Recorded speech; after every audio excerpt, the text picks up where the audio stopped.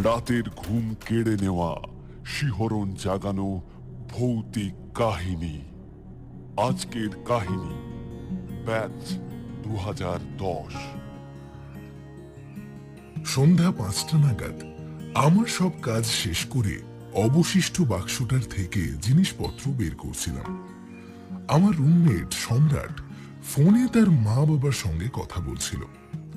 আজই আমরা দুজন আমাদের হোস্টেলের নতুন রুমে শিফট হয়েছি। আগে যে রুমে থাকতাম তার দেওয়াল পুরো ফাঙ্গাসে ভরে গিয়েছিল। আমরা বছরের মাঝামাঝি সময় রুম বদলাচ্ছিলাম বলে আমাদের কাছে বেছে নেওয়ার জন্য বেশি রুম ছিল না। পুরো হোস্টেলে মাত্র 2টো রুম খালি ছিল। একটার এসি খারাপ ছিল আর দ্বিতীয়টার দীর্ঘদিন থেকে বন্ধ পড়েছিল। আর সেই রুমটার দেওয়ালেরা রং টঙের মুখটুক দেখেনি ততদিন। কিন্তু জয়পুরের মতো জায়গায় মানুষ রং চটে যাওয়া রুমে থেকে যেতে পারে, কিন্তু বিনা এসিতে কদাপি নয়। তাই স্বাভাবিকভাবেই আমরা দ্বিতীয় রুমটা পছন্দ করে যত তাড়াতাড়ি সম্ভব শিফট করে গেলাম। এই রুমটা অতটাও খারাপ ছিল না, বরং অন্যান্য রুমের থেকে এটা একটু বড় ছিল। অন্যান্য নতুন তৈরি রুমের চেয়ে এর ডিজাইনও ছিল আলাদা ধরনের। এই রুম হোস্টেলের পুরনো ব্লকে ছিল। এই ব্লকে লোকজন খুব কম ছিল। কিছু পিএইচডি স্টুডেন্ট আর কিছু প্রফেসর থাকতেন কেবল।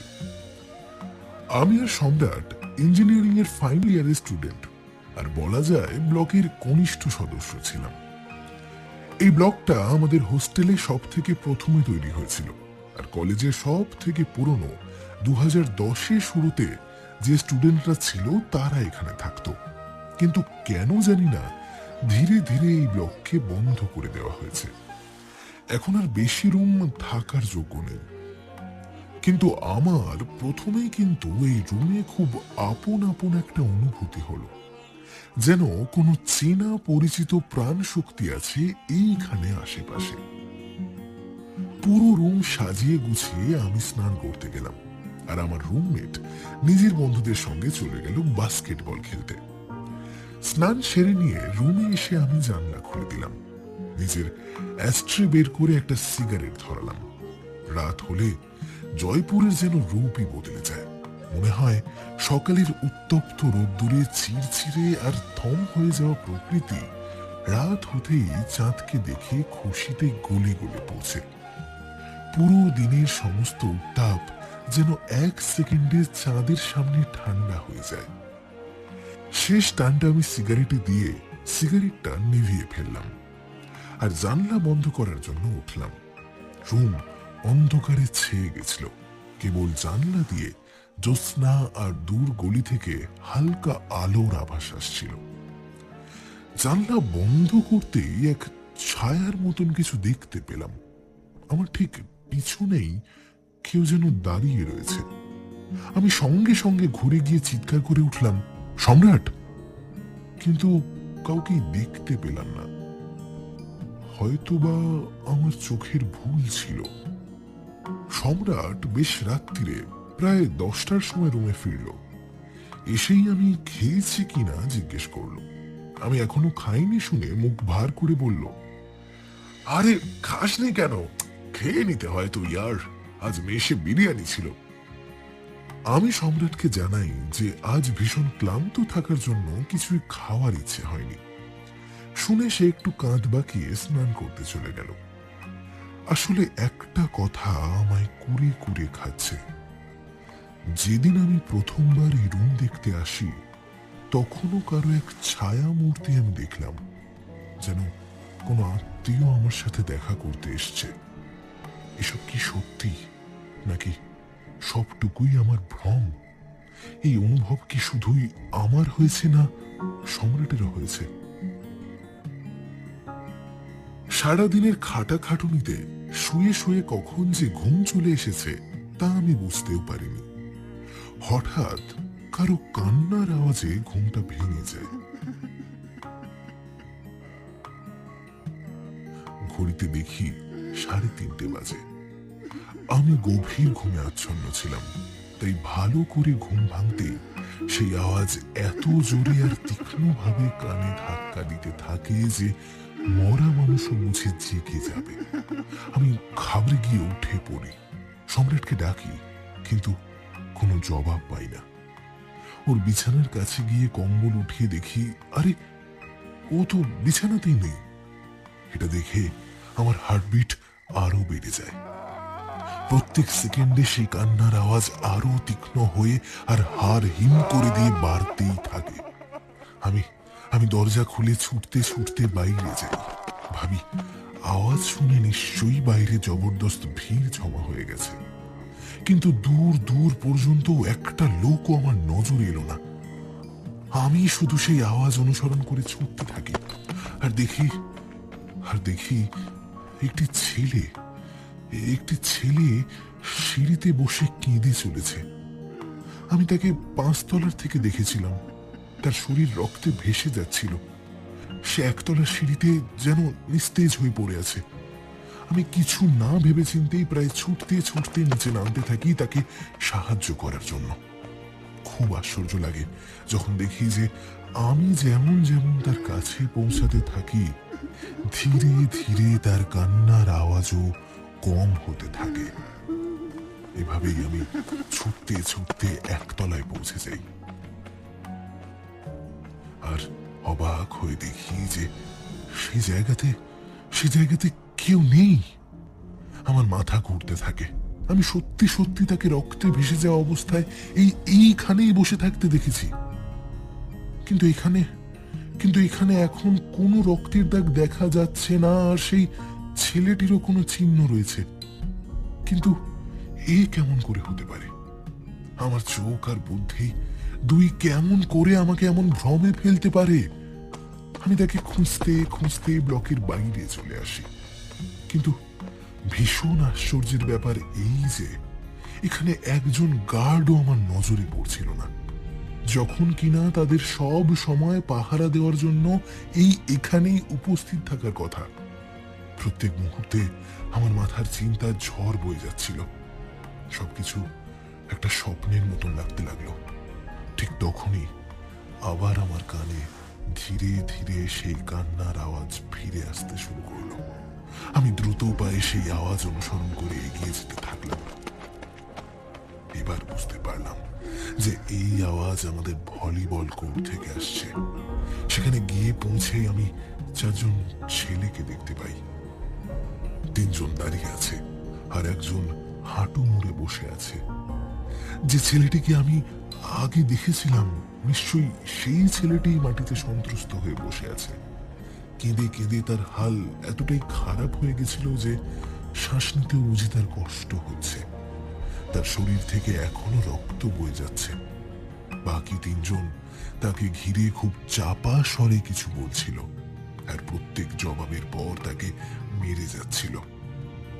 তাদের কথা শোনার জন্য আমি পা টিপে টিপে গিয়ে ওই পাশের ঝোপের আড়ালে লুকিয়ে পড়লাম।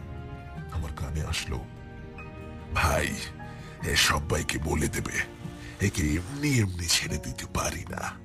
আমাদের এবার ফাইনাল ইয়ার, ঝামেলা হয়ে যাবে। ওদের মধ্যে একজন আহত আর ত্রস্ত ছেলেটির চুলের মুঠি ধরে বলতে থাকে, এই, হয় তুই দোষ নিজের মাথায় নিয়ে নে, নয়তো তোর সব কার্যকলাপ তোর বাড়ির লোকেদের কাছে খুলিয়ে দেওয়া হবে। কিন্তু এরা কিসের কথা বলছে? এমন কি দুর্বলতা আছে ছেলেটির যে সাহায্যের জন্য কাউকে ডাকছে না? এসব চলছেটা কি? আমি 1 ঘন্টা সময় দিলাম, এর মধ্যে জবাব চাই। হয় দোষ নিজের উপর নিয়ে নে, নয়তো সারা দুনিয়ার কাছে তোর সমস্ত গোপন তথ্য আমরা ফাঁস করে দেব। এসব কথা বলতে বলতেই বেচারির চুল ধরে নিয়ে টেনে উঠিয়ে টানতে টানতে তাকে কোর্ট থেকে বাইরে নিয়ে যেতে থাকে। ভয়ে আমি শ্বাসও নিচ্ছিলাম না। যতক্ষণ না তারা কোর্ট থেকে বাইরে চলে গেল, ততক্ষণ নিশ্চল মূর্তির মতন ভয়ে আমি বসে রইলাম, যাতে ওরা আমার দিক থেকে এতটুকুও শব্দ শুনতে না পায়। সেই ছেলেটিকে নিয়ে তাদের আমাদের ব্লকের ভেতরে যেতে দেখলাম। তারপর তাকে সেখানে ছেড়ে বাকিরা অন্য ব্লকে চলে গেল। সুযোগ পেতেই আমি ঝটপট সেখান থেকে উঠে গিয়ে সেই ছেলেটির কাছে চলে এলাম। দেখি সেই প্রথমবারের মতন সে একতলার সিঁড়িতে নিস্তেজ হয়ে পড়ে আছে। আমি তার পাশে এসে সে কেমন আছে জিজ্ঞেস করতে থাকি, কিন্তু কথা বলার মতো অবস্থা তার ছিল না। আমি তাকে উঠতে সাহায্য করলাম, নিজেদের রুমে নিয়ে গেলাম। রুমে ঢুকতেই আমি হতভম্ব হয়ে গেলাম। রুমের নাম্বার তো আমারই, কিন্তু আমার জিনিসপত্র কিচ্ছুই নেই সেখানে। না আমার জামা কাপড়, না আমার বইপত্র, চেনা পরিচিত কিচ্ছু নেই। মনে হচ্ছে যেন আমি আমি অন্য কারো রুমে ঢুকে পড়েছি। যাকে নিজের কথা ভাববো সে সময় আমার হাতে নেই। এখন আমার একমাত্র উদ্দেশ্য আহত ছেলেটিকে বাঁচানো। আমি ঝটপট জলের গ্লাস ভরে তাকে জল খাওয়ালাম। সে ফোঁপাতে ফোঁপাতে জল খাচ্ছিল বহু কষ্টে। তার এই দয়নীয় অবস্থা আমি আর সহ্য করতে পারছিলাম না। আমি বললাম, হয়েছেটা কি? ওরা ওরা কারা ছিল? পুলিশকে ডাকি নাকি নাকি অ্যাম্বুলেন্স ডাকবো?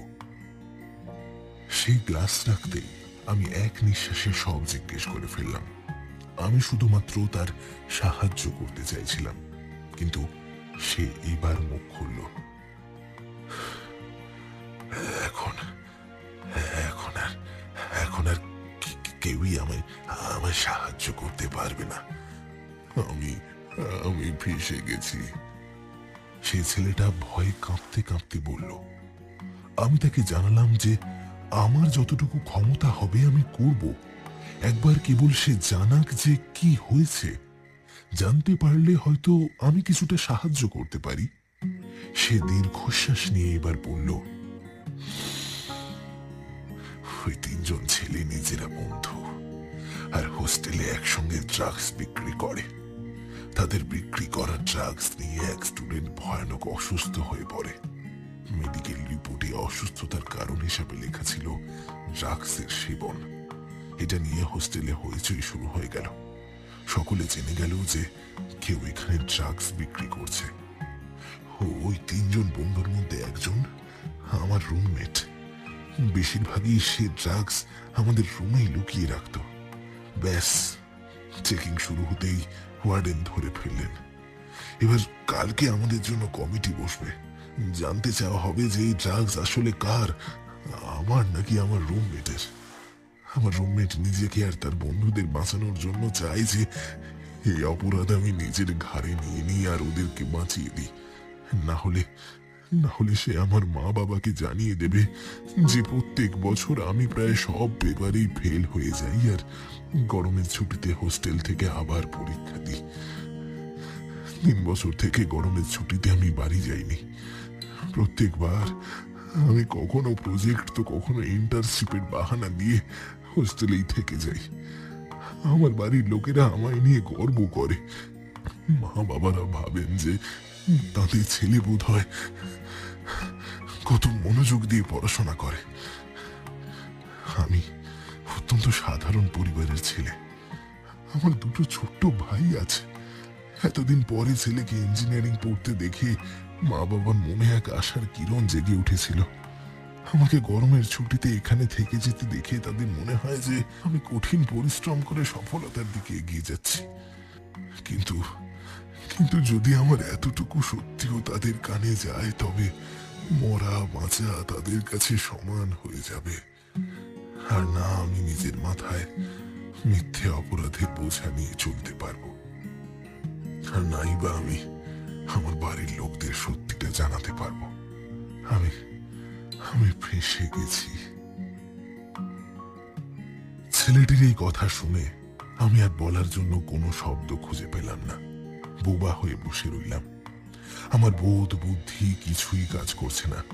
সে আমার দিকে চেয়ে রইল কিছুক্ষণ, তারপর ধীরে ধীরে বলে চলল, এই সব যা কিছু ঘটেছে আমার সঙ্গে, সে সবই ব্যাস আমার সঙ্গে শেষ হয়ে গেছে। তুমি প্রথম ব্যক্তি যে এ সমস্ত ব্যাপারে জানলে। তোমায় তোমায় সবকিছু বলে দিয়ে আমি নিজেকে খুব হালকা অনুভব করছি।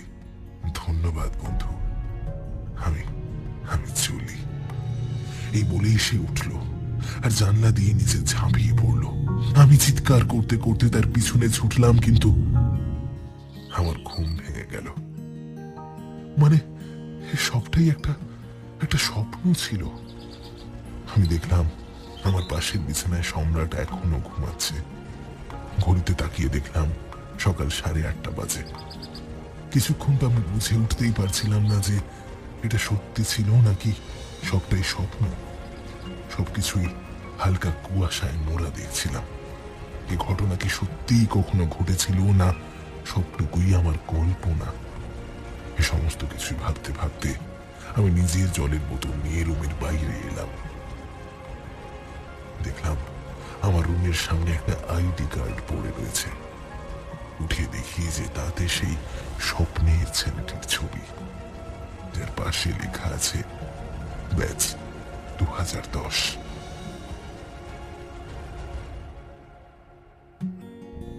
এরকমই আরো হাড় হিম করা, শিহরণ জাগানো ভৌতিক কাহিনী শুনতে হলে শেয়ার করতে ভুলবেন না। নমস্কার।